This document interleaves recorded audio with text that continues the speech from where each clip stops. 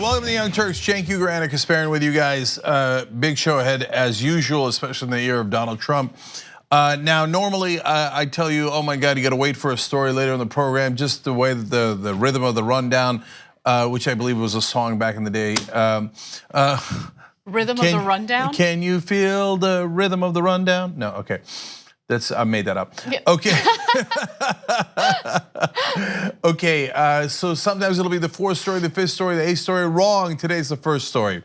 So you don't have to wait much longer. But before we get to that, just real quick, we're doing this membership drive. We launched it yesterday. You guys were incredible, bananas, bonkers, all those words that need to be applied to you. Remember, you are bonkers. And Anna did an outlandish thing yesterday, called for 30,000 subscribers by the end of the day. So first of all, let me just remind you the number of subscribers we started with. Again, this is nuts. We too are bonkers. You're not supposed to tell the number of subscribers you have. Almost no company does that publicly, and at least at this level of detail. So let's see what we started with yesterday when we started the membership drive. 27,661. And Anna said, can we see 30,000 by the end of the day? Well, that's impossible.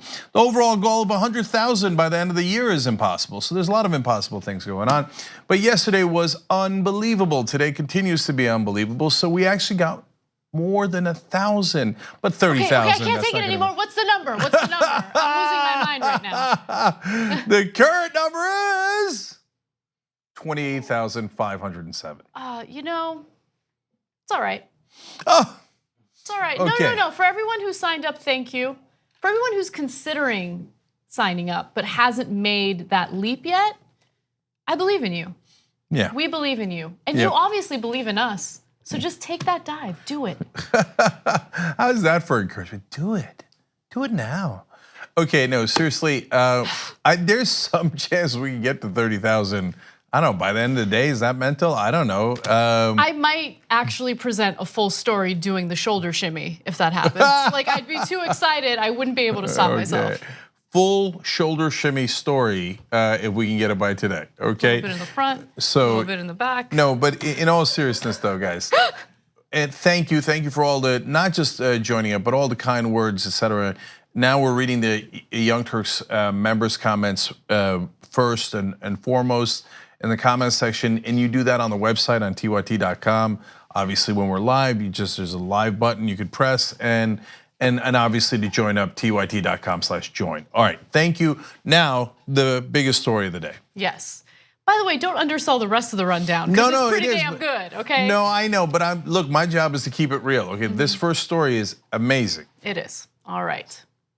The New York Times has just published an op-ed, and this op-ed was written by an anonymous individual. However, this is actually a senior Trump official. Now, because of obvious reasons, this senior Trump official has decided to not share his or her, most likely his, identity because. Okay, so look, this op-ed does not look good for Trump. And this is not a former Trump administration official. This is a current Trump senior official. And here is what he or she has to say. The dilemma, which he, meaning Trump, does not fully grasp is that many of the senior officials in his own administration are working diligently from within to frustrate parts of his agenda and his worst inclinations. So that's an amazing admission right there. It's unprecedented. I've never seen anything like that where an administration official says, yes, I am inside the administration and working against the wishes of the president. Oftentimes, not all times. He goes on to clarify, let's assume for now that it's a he, because that is the overwhelming majority of the people that work at the White House, that no, you have to understand something. There's a lot that I'm proud of that we did in this administration. Deregulation, tax cuts, you get the picture. Right, and so they're definitely a Republican, no question. You can tell from the way they've written op-ed and how they brag about free markets and all the other things. But what they're saying is, you have to understand, we're not opposed to the president's agenda. Those of us who are inside, and it's not, he says, it's not just him, that there are many others inside the White House. They're not opposed to the president's agenda at all. They're opposed to the president being off the rails, as he describes it, and a danger to national security and basically our form of government. This confirms every single thing that we've been telling you on the Young Turks for the last 2 years. Now, you can choose not to believe anything you like, but New York Times isn't going to print this article and possibly ruin their reputation if this isn't a senior administration official. It most certainly is. This is a view from inside the White House, and it is frightening. The best way to summarize this is by going to one line that stood out to me the most in this entire op-ed, where this individual clearly stated, "Don't worry, there are adults in the room." Okay, so let's get to the rest of this.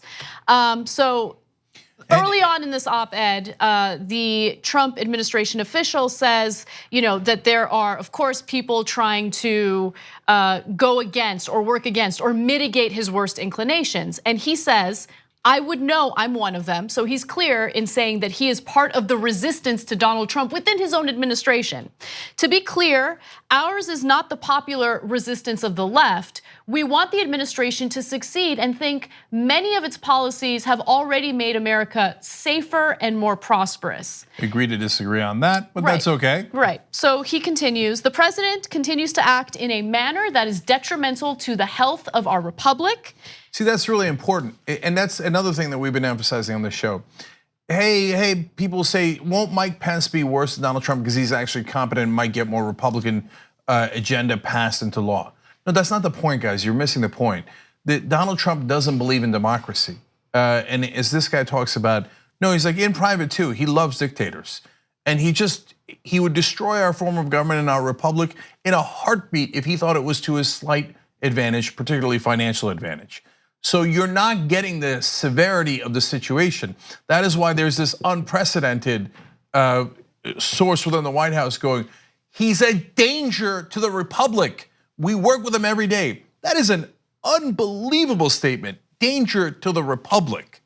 Because Donald Trump is now the president of the United States and does not believe in our form of government. So there were specifics noted in this op-ed, but one of the specifics that stood out to me personally was the utter disdain this particular person has for Trump's policies on trade. And that also solidified, in my opinion, the credibility of this person being in Trump's administration. We're talking about Republicans who traditionally have loved free trade, hate the idea of tariffs. And then Trump comes in and he decides, no, I'm gonna impose tariffs randomly and sporadically and do so in a weirdly retaliatory way. And Republicans have spoken out against it. Now, in this case, there are members of his administration who are lifelong Republicans, I would assume, and they see this, they see Trump's policies, and they're speaking out against it. And this op-ed is no exception. But I want to be clear about something, because that example has two different directions, right? On the one hand, you clearly see that the guy is clearly conservative, Republican, etc.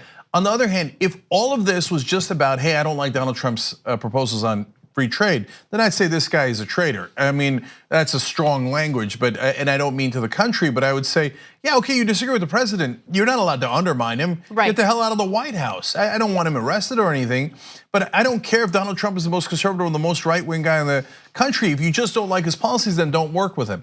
I need you to understand, and his example is clarified, it is not about that. It's not about policy. The guy is mentally unstable. He invokes the 25th Amendment, something we've been telling you about on the show all the time. I said it so many times, it's not about impeachment as much as it is about the 25th Amendment. The president is deeply unstable. And to give you an example of how unstable this person thinks Trump is, he writes, the root of the problem is the president's amorality. Anyone who works with him knows he is not moored to any discernible first principles that guide his decision making. So, his morality is called into question, which is unsurprising for us, but it is good to hear it from someone who works closely with him. Anyone who works with him, as he says throughout, knows he's unstable, immoral, changes his mind all the time. So that reference to first principles is, as a politician, you are supposed to theoretically have principles. Now, I think that that's overrated. I don't think a lot of them have principles. I think their principle is who's signing my checks, the donors, etc. Now, having said that, yes, but they at least pretend to have principles. Hey, I am for this and I'm against that. As he explains throughout the article here, he's like, no, he changes his mind on a minute-to-minute basis. There is no guiding principles for Donald Trump. The only thing is what's in his childish, stupid head at that moment. That's why even when they undermine his policies, he doesn't even realize they're undermining his policies because he's too stupid to realize it. Right. So he also writes, in addition to his mass marketing of the notion that the press is the enemy of the people, President Trump's impulses are generally anti-trade and anti-democratic. So the anti-trade part that I was referring to earlier was in that excerpt. But the anti-democratic part is something that this person touched on throughout the op-ed. This worry about Trump's authoritarian nature, this worry about Trump having this affinity for authoritarian leaders throughout the world.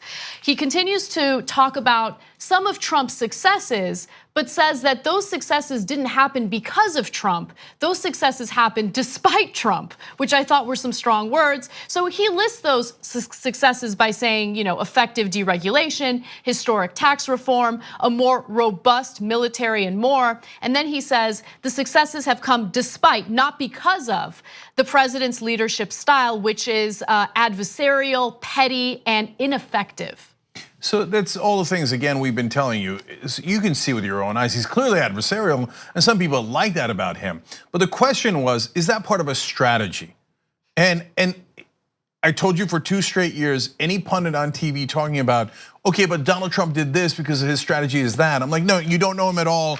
I ignore anything this person says because they're still trying to pretend that Donald Trump is smart and has strategy. No, here is a senior administration official saying there ain't no strategy, and he's wildly ineffective. He's just lashing about because he's unintelligent, a child, impetuous, and yes, your eyes are not deceiving you, ineffective. The only thing we ever get done is despite him, not because he had some sort of brilliant strategy. So there's more. He writes about what it's like to have meetings with Trump and how disastrous they are. Meetings with him veer off topic and off the rails. He engages in repetitive rants, which is unsurprising, and his impulsiveness results in half-baked, ill-informed, and occasionally reckless decisions that have to be walked back. So one thing that I want to just quickly point out, because we talked about it yesterday, and I think it's definitely related to this op-ed that we're reading today. Bob Woodward's book is coming out soon, and multiple publications, including the Washington Post, got an early copy of it. They reviewed it and reported on some of the accusations against Trump. Which, by the way, Woodward is a renowned journalist. He spoke to current administration officials, former administration officials, and he's credible. And so now, all of a sudden, a day after the reporting happens on that book, you have a senior Trump official coming out and saying these things. And what it's really doing is reinforcing what Woodward has written about in his book. But more importantly, I think that this is my speculation. I feel like this is a way of someone within the administration trying to calm or ease everyone's nerves, but also maybe even possibly trying to, in the future, clear himself of any possible wrongdoing. Oh, absolutely. Yeah. So, and they're saying, look, remember, we were the good guys trying to prevent this madman from doing something absolutely crazy. Don't hold us accountable for his actions. We're actually trying to restrain him. I'm going to relate this to Game of Thrones in a little bit. But before I do that, 2 things on Woodward. And he's at this point fairly establishment, to say the least, right? And so people talk to Woodward if they're worried about something. So the Republicans are going to go talk to Woodward if they want to send a message. And the message that they're sending from inside the White House is, help, help, SOS. You guys that are not inside the White House have no idea how deeply irrational, impetuous, and ineffective Donald Trump is and how mentally unstable he is. We can't say it publicly. And finally, after Woodward's book has become public, this guy comes out and goes, I'm just gonna say it. I mean, I can't, if I out myself, I'll be fired, right? I don't wanna be fired, I wanna keep control of the Mad King. But at this point, I gotta let you know, the guy's lost his mind. We have got somebody in charge who has no mind at all. And that's what's coming through here. And last thing on Woodward is, remember he got famous during Watergate. Him and Bernstein had the famous deep throat source inside the Nixon White House. There's not one deep throat here, there's like dozens of deep throats. So many people inside the administration talked to Bob Woodward and were like, help, help, somebody get this guy out. You guys don't understand the severity of the problem. And I think part of it is a genuine concern about the direction the country's going in. But I think part of it is also the fact that Trump shows how unbelievably disloyal he is to everyone around him. Like, he will shiv people, at the slightest perception of wrongdoing, right? And so Trump's made a lot of enemies. And one of the things that I worry about, Cenk, is his base. Because Trump has already planted a seed of rigged elections, media as enemy of the people. And if the Mueller investigation goes forward in the way that we suspect it's gonna go forward, I'm worried that his base is gonna think that there was collusion against Trump and that things could get violent as a result of that. So I don't know, we can have a longer conversation, but I do wanna give you more of what this official wrote. Yeah, quick thing on the basis. Look, at some point, half of them are going to be embarrassed that it turns out they were following someone who had already lost his mind. And just like happened with Nixon, you won't be able to find a Nixon voter. After Nixon got impeached, they would do polls and they'll say, did you vote for Nixon? Now, even though he won and he won overwhelmingly, the polls would indicate that only a tiny percentage of the American people voted for him. The reality is, of course they voted for him. They were just too embarrassed to say it. And yes, there'll be some people who will hold on for dear life and they'll watch InfoWars and they'll believe every conspiracy and they'll think, no, he wasn't crazy. Everyone else inside the White House was crazy. And Q was gonna let us know about how the insane asylum had been let out and put into the White House against the wishes of Donald Trump, even though he picked them, right? And they'll have all these conspiracies, and that'll be a significant chunk of the country. But probably a lot of people will say, Trump, no, I didn't vote for him. I don't know what Trump, who's Trump? Yeah, I mean, to a lesser extent, that happened with George Bush as well. And by the way, I mean, as we go here, you got to understand, there was one other thing that we were right about. Tick, tick, tick, tick, tick, tick, tick, tick. This is the Republicans going, pushing him out the door, going, you guys don't get it. He's got to go. He's got to go. So let me give you more. Some of his aides, meaning some of Trump's aides, have been cast as villains by the media, but in private, they have gone to great lengths to keep bad decisions contained to the West Wing, though they are clearly not always successful. That's gonna go to my Kingslayer theory in a minute. Okay, but there's more. Americans should know that there are adults in the room, and that's what I referenced earlier in the story. We fully recognize what is happening, and we are trying to do what's right even when Donald Trump won't. And finally, given the instability many witnessed, there were early whispers within the cabinet of invoking the 25th Amendment, which would start a complex process for removing the president. But no one wanted to precipitate a constitutional crisis. So we will do what we can to steer the administration in the right direction until, one way or another, it's over. Gary, he's telling you, use the 25th Amendment. We're inside the building. The guy is insane. Use the 25th Amendment. That is when the cabinet gets together and says, and there are a couple of different ways to do it, but mainly the cabinet can say the president is mentally disabled. We need to remove him from office using the 25th Amendment and put in the vice president. I think they're gonna have to go to it. And so that's not me saying it, and I know a lot of people thought, oh no, you guys are progressives, you're biased against them. Look, man, we're biased against all those conservatives, right? That's our perspective. I don't like John McCain. I don't think he lost his mind. I can't stand Marco Rubio, but I don't think Marco Rubio is crazy or stupid. Ted Cruz is a slime ball. That doesn't mean that if he became president, we say, oh, now he's lost his mind. No, he is who he is. This guy, we've been telling you from day one, he's monumentally, and now I'm actually feeling bad about calling him stupid about 1 billion times because he might be mentally damaged. I'm not, look, again, it's not me. It's a senior administration official saying, push the button, 25th Amendment. We gotta think about it, and we gotta hang on for dear life inside the White House until it's over. Can it get any stronger than that? It's pretty incredible. And he talks about how privately he shows a preference for autocrats and dictators.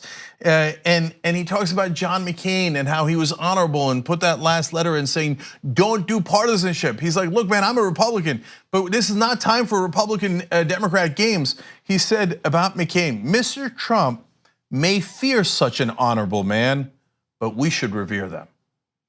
Yeah. Wow. Talking about how Trump is such a jerk that he fears honorable people. Okay, so Tick, tick, tick, tick. So finally, Kingslayer. Now, obviously, in this context, we don't mean literally, we mean politically. But it's possible that there is someone close to the king, a hand of the king, if you will, in the Game of Thrones analogy, who just takes out a political sword and goes, we're done with this, because he's the Mad King. So who could it be? And I'm not saying that they're gonna do it, but if they were a real patriot, they would. And how would they do it? Because again, we're talking about politics here, not physical stuff.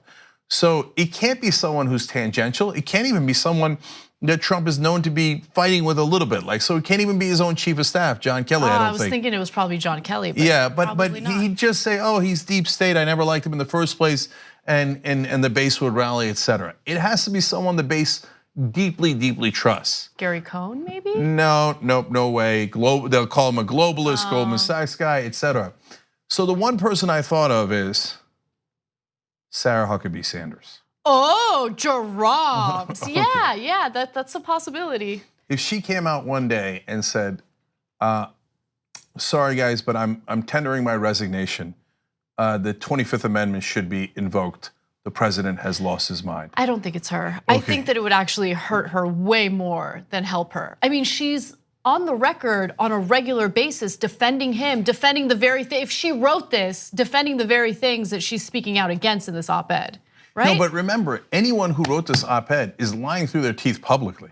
Because when asked, they don't raise their hand and they're like, oh yeah, Donald Trump's lost his mind. You guys should use the 25th Amendment. They go, oh no, Donald Trump is wonderful. What do you mean? Of course, I fully support him. So I'm not saying this is Sarah Huckabee Sanders. I'm not saying Sarah Huckabee Sanders is going to do that. I'm not saying anybody inside the Trump White House is necessarily going to do that.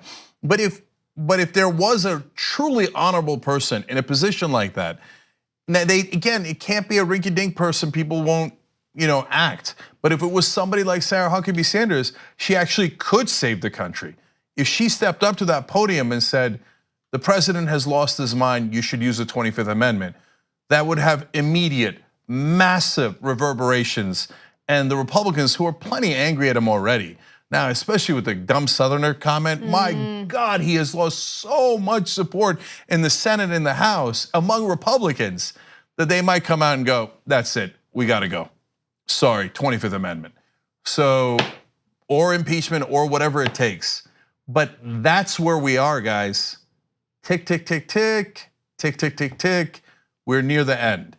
He's now inconceivable that a man this unstable can last 4 years. That's what I said on day one. That's what I'm saying today. And you will see that I am completely right about that.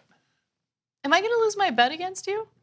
Well, I've been saying before the midterms, there's only about 2 months left. On the other hand, this is the most unprecedented thing I have ever seen. A senior administration official putting out an SOS publicly in the New York Times saying, somebody, for God's sake, do something. So could it happen in the next 2 months? It could. Jeez. Okay, well, I'm glad it was only $50. All right, and I win either way when you really think about it. Okay, we're gonna take a quick break. When we come back, Trump's reaction to the Woodward book, how he wants to change laws as a result of what that book says about him. And then later on, we hopefully will get to the story about STDs that I've been dying to talk about. Okay, STDs later in the program. We hope you're enjoying this free clip from the Young Turks. If you want to get the whole show and more exclusive content while supporting independent media, become a member at tyt.com/join today. In the meantime, enjoy this free segment. All right, back on the Young Turks, Cenk and Anna with you guys. We have breaking news in a second related to the story we just told you.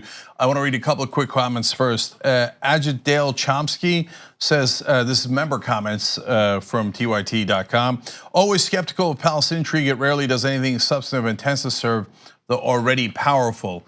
Yeah, these are not normal times, brother, okay? So this is not normal Palestinian intrigue, as you're about to see in a sec too.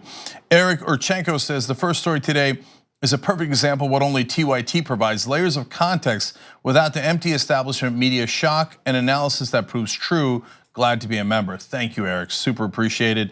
Here, let me just give you two more. This is from YouTube Super Chat. Foresto Montero says, I'll sign up today if you'll tell us your opinion on the Donna Brazil tweets from last week. Okay, I'll look into it and tell you, no problem. I think she blocked JR on Twitter, which I thought was hilarious. So maybe we'll talk about it in a postgame. So if you sign up, you'll get to see it in a postgame one day, tyt.com/join. Lars Nilsson says on YouTube Super Chat, that the nationalist increases poll numbers here in Sweden just 5 days from the election makes me very worried.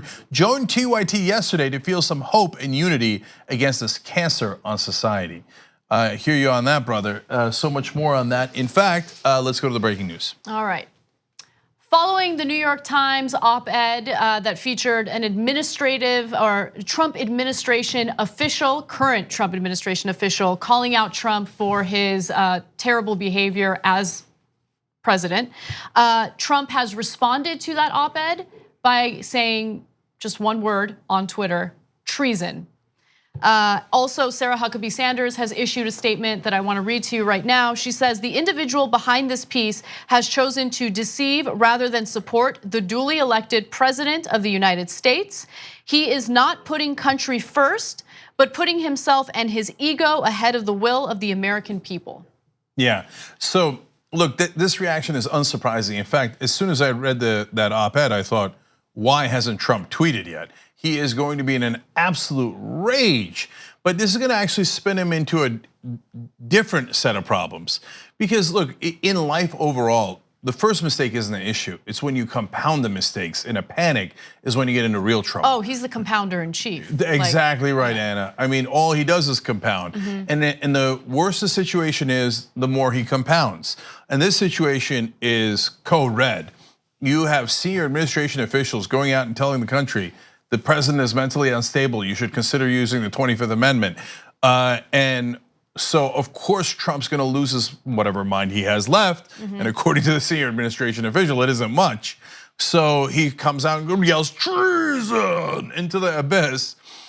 I was saying in our initial coverage of it, there needs to be some sort of Kingslayer to the Mad King. Again, it's a political analogy, obviously not a physical one. And we're saying about maybe Sarah Huckabee Sanders, if she were to come out and to say, no, it's true, the president has lost his mind, that would make a giant difference. And Anna pointed out, very unlikely to be her, of course. But as I was reading it, and then Edwin, our stage manager, said the same thing during the break before this story came out, Kellyanne Conway is the most likely person, because her husband is constantly tweeting against Donald Trump to begin with. But see, that gets into palace intrigue, because the issue is, and the substance of it is much, much more important than who the leaker is. Yeah, absolutely, absolutely. But it's fun to speculate about who it is. Yeah, by the way, on that too. One final part of Sarah Huckabee Sanders' statement that I think is relevant to this. She believes that this person should do the right thing. This coward should do the right thing and resign. Yeah. So, and as Anna alluded to in the initial story, we're going to find out who this person is. Yeah. And I don't know if it'll be before Donald Trump leaves office or after he leaves office. But if he leaves office and the whole country is relieved because it turns out that administration official is correct, and everyone else in the administration, it was actually trying to make sure that Donald Trump doesn't do something crazy and break the country, threaten the health of our republic, as the person said, then I think there's going to be a moment where the Republicans pretend they didn't know, and all the senators and congresspeople go, oh, well, if I knew that, I didn't know that. In reality, of course, they do know that. There was actually, believe it or not, I can't believe I'm saying this sentence, but a great report from Red State, which is a conservative blog I can't stand. Yeah. But Eric Erickson did actually talk to a Republican congressman off the record, and the Republican congressman said, oh, we all know he's crazy. And I can't stand the guy. None of us can stand the guy. But we can't say it, otherwise our base is gonna flip out and vote us out of office.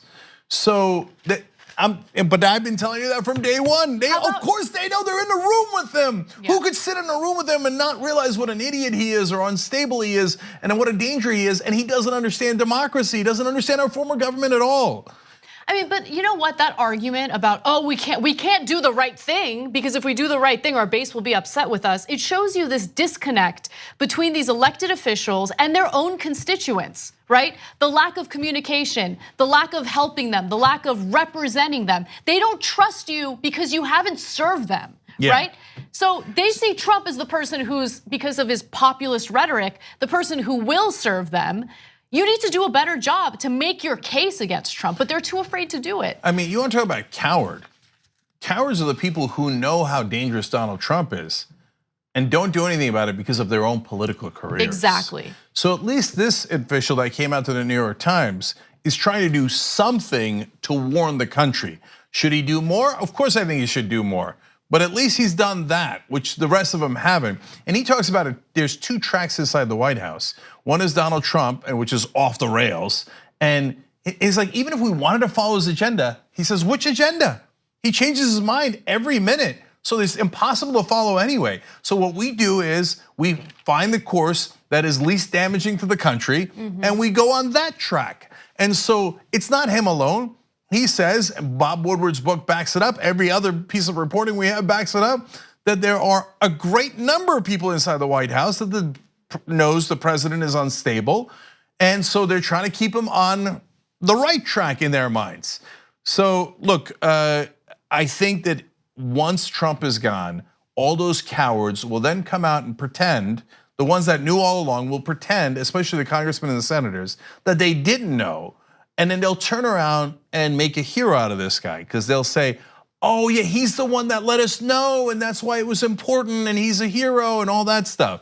But the reality is, right now, they all already know, and they won't act because of how afraid they are. Exactly. Which is so sad. They're afraid of a guy who belongs in an insane asylum. They're willing to sacrifice our democracy in order to maintain and preserve their political careers. I mean, just think about that for a second. All right, let's move on to my favorite part of the show today, okay? As you all know, we are doing a membership drive, and our goal is to reach 100,000 members by the end of the year. Very lofty goal, but I believe in us. I think that we can do it. And when I say we, I mean you, the young Turks. So we received tweets from our members that I want to share with you all that I personally love, made me all emotional. So let's take a look at the first tweet. This is from Brian Madrigal. And he said, I'm excited at what Cenk just announced. I'm paying for content and also for progressive change. Tell me any other program you pay for that is doing those 2 things. Pay for that is doing those 2 things. Hashtag proud TYT member. Brian, thank you, brother. And that is what we promise. I know that a lot of the rest of the press doesn't like that, and they go, oh, you guys are activists, you're not allowed to do that. Who's stopping us? And if we have 100,000 members, correct answer is no one. They won't be able to stop us. So yes, we believe in change. And that's why we helped support the Just Democratic candidates.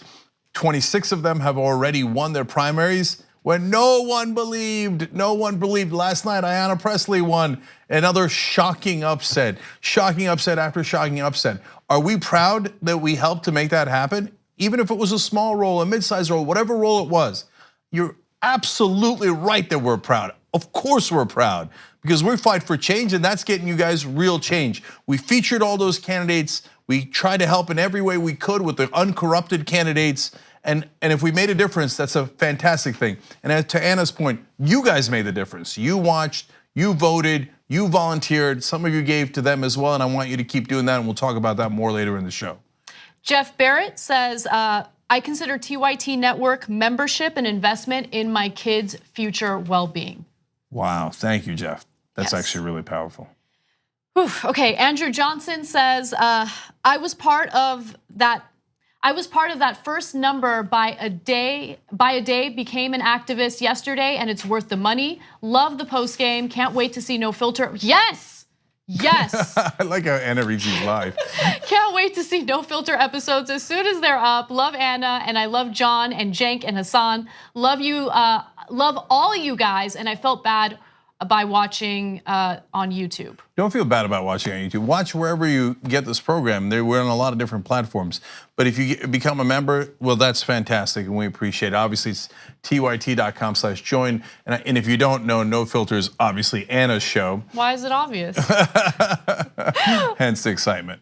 All right, John the Writer says, been a member for over 2 years, and I have zero regrets. Absolutely love this network. Just kidding, except Michael Shore. Just kidding, dude, even you. Okay, I like that one. Because look, we kid each other all the time. Yesterday after the show, I was talking to Jimmy about Michael. And as much as they fight on air, they go over beer afterwards. And you know what Jimmy said about Michael? He's like, you know why I like Michael? Because he's funny. Michael is pretty funny. Yeah. He's got that dry sense of humor. Dude, he is super dry. By the way, his show is reasonably sure. And so our shows, like No Filter, is a podcast on our app, but members get all the shows. So that's another, obviously, huge reason to join. Q the Nurse wrote us and said, just upgraded from a TYT insider to TYT activist, but I want to do more. Please make a way for people to gift 6-month or 1-year memberships. Hashtag whisper of a dream, hashtag too strong, hashtag TYT army. I love every one of these tweets. Okay, so we are working on that gifting program. We will get that to you guys later. Thank you for asking to do that. You guys are amazing. So we will start that a little bit later. I'm all about Whisper of a Dream. Me, John, and Jimmy talked about that a lot yesterday in terms of the progressive wave that's coming. Not just Democratic wave, but a progressive wave. And look, you need media to back that up. And so we appreciate you guys literally being that media because you are the Young Turks. So tyt.com/join. By the way, also check out Jimmy's shows, Jimmy Dore's show and Aggressive Progressive, both in the network, and John's show, Damage Report, also in the network. You get basically progressive Netflix, all of these different progressive shows in one place, and that's TYT. So yesterday we started at 27,661, first day of the membership drive. This today when we started the show was 28,507. Let me see the new number now. Oh my God! That's amazing. You guys, come every on. time it's Let's amazing. get to 30,000. Let's get to 30,000. No, let's get to 30. No, but you don't understand. Let's please get to 30,000. Let's do it. I'm so excited right now. Like, I need Bless to calm your down. heart, man. That's awesome. By the way, when you guys first showed the 501, I was like, oh, it didn't move at all. Schwang, wang, wang. I know, same. I'm like, all right, let's get off it. All right, but you guys know us, man. We're 100% real. We're surprised every time the number moves. So thank you again, tyt.com/join. And by the way, the activist thing she was referring to is there's, once you get to go to the sign up and you click, you'll see that there's 2 levels. $4.99 gets you all the shows because we want to make sure everybody gets them, okay? But if you go to $10, that supports independent media and you get extra things like you get first access to so many of the things that we do, okay? So please check out both of those and thank you to all of you. All right. Following news of Bob Woodward's new book, Fear, Donald Trump has decided that since all these books are coming out that make me look really bad, maybe I should change laws to kind of censor people from saying negative things about me. I'm not kidding. So Trump decided to tweet about how there is a need to change our libel laws, indicating that he believes Bob Woodward has made things up in his book. Let me give you his tweet. He says, "Isn't it a shame that someone can write an article or book, totally make up stories, and form a picture of a person that is literally the exact opposite of the fact and get away with it without retribution or cost?" You know what? I do think it's a shame, Trump, someone who does this on a regular basis. Don't know why Washington politicians don't change libel laws.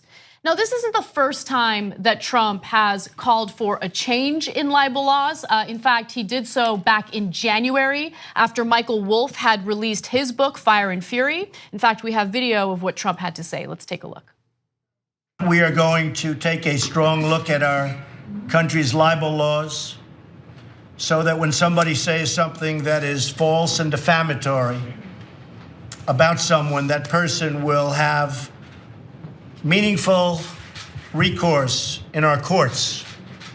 Our current libel laws are a sham and a disgrace and do not represent American values or American fairness. So we're going to take a strong look at that. We want fairness. You can't say things that are false, knowingly false, and be able to smile as money pours into your bank account. We're going to take a very, very strong look at that. So I enjoyed Rex Tillerson, former Secretary of State, who's not in the administration there, looking super uncomfortable, thinking, oh, when will this moron stop? One of the reasons he left was because in that same book, they explained in other stories that Rex Tillerson walked out of a meeting, which is also in Bob Woodward's new book, and said he's an effing moron. And apparently, according to the senior administration official that wrote an op-ed in the New York Times today, everybody in the administration knows it. So, and this is an excellent example of it. The guy talked about how that Donald Trump was basically a danger to the health of our republic, right? Well, look at this tweet. Don't know why Washington politicians don't change libel laws. I know, it's called the First Amendment. Because politicians can't shut people up from criticizing them, because it is the very, very core of our Constitution and what it means to be an American. But he doesn't understand that and doesn't care about that. He thinks, and as he once famously said about North Korea, he said, Kim Jong-un's a good guy and he's very strong. When he tells people to stand up, they stand up in North Korea. Why can't we do that here? I wish it was like that here. That's because North Korea is a dictatorship. By the way, a communist dictatorship. And we don't live in a dictatorship, we live in a democracy where we're free to disagree with you and say so publicly. But he hates that. So he's like, why don't the politicians just get together and institute corruption, where we just shut everybody up and don't let them speak against the powerful? Why don't we just do that? Where he's, in the earlier sentence, he says that people can say these things about us, politicians, and get away with it without retribution. Yeah. This guy doesn't care about America. He doesn't even understand America. No, he doesn't. And also, there are laws protecting individuals from libel, right? From slander, defamation. And so if Trump genuinely believed that these accusations were made up, he could take Woodward to court, right? But he would have to prove malice, meaning reckless disregard for truth, bad intent. But we know that there wasn't a reckless disregard for truth. We know that Trump wouldn't take him to court because he has absolutely no merit to do that. And by the way, our libel laws, first of all, vary state by state. That's something that Trump should know. But we've had libel laws since the mid 1700s. And so the defense for libel suits or defamation suits is the truth. Right? And nothing made that clearer than the very first case in US history that I wanted to just quickly talk about because I find this stuff super interesting. So let's go to graphic 6. New York City publisher John Peter Zenger was imprisoned for 8 months back in 1734, okay, for printing attacks on the governor of the colony. Zenger won his case and was acquitted by jury in 1735 under the counsel of Andrew Hamilton. The case established some precedent that the truth should be an absolute defense against libel charges. So he proved, no, I'm telling the truth about this person in a position of power. And the lawyer in that case was so important, they made a Broadway play out of it. They did? No, that was Alexander Hamilton. Oh, like what? I don't know. I don't know too much about that world. So okay. Anyway, all right. Leave it to me to make a story super goofy. But yes, truth is a defense, and that's a sad day for Donald Trump because he's totally unaccustomed to it. Of course, the people in Woodward's book are telling the truth, and Donald Trump isn't. He's a pathological liar, or as his own personal attorney said, according to Bob Woodward, he's an effing liar and a goddamn dumbbell. Yeah. By the way, a few other things that I want to point to. Trump, of course, loves to tweet, but a lot of his tweets don't age well. And of course, during the Obama administration, Trump had very strong feelings about Bob Woodward himself. So here's what he had tweeted back in the day. This is a tweet from February 23rd, 2013. Trump had written in regard to Bob Woodward, must-read column by Bob Woodward explaining how Obama pushed for sequestration and promised no tax increase. Oh, seems like you thought he was really credible back then. Another tweet. Of course. Only the Obama White House can get away with attacking Bob Woodward. Oops. Yeah. Okay, and that ironically proves the case in Bob Woodward's book and the new New York Times op-ed from a senior administration official saying Donald Trump changes his positions so frequently, no one knows what his real positions are.